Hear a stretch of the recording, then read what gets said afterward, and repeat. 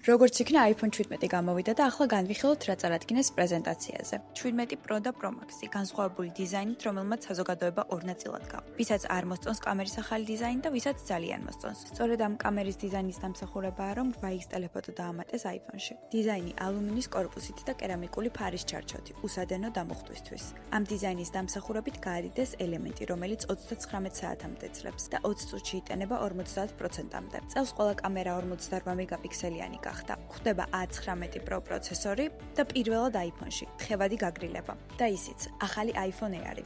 ყველაზე თხელი, სიფრიფანა, მაგრამ გამძლე iPhone-ი. 5.6 მმ-იანი კორპუსით. ეკრანი სამჯერ უფრო გამძლეა დაკაცვრისადმი, ვიდრე წინა მოდელები. A19 Pro ჩიპით, რომელიც MacBook Pro-ს სისწრაფეს უტოლდება. და ეს ყველაფერი ტელეფონის ზედა ნაწილში, კამერის პლატოშია განთავსებული. დანარჩენი ადგილი კი ელემენტს მიაქვს, რომელიც 5 საათით მეტს ძლებს, ვიდრე iPhone 16. პლუს ამას Apple-ის უთხელესი მაგნიტური დამტენი შეგიძლია გამოიყენო. ერთმა კამერამ არ შეგაშინოს, ის ორს ერთში ითავსებს 2X ტელეფოტოთი. ეს მოდელები გაყიდვაში ძალიან მალე დაგვემატება. ფასისთვის და სხვა დეტალებისთვის თვალიადევნოთ iPlus-ის Facebook გვერდს.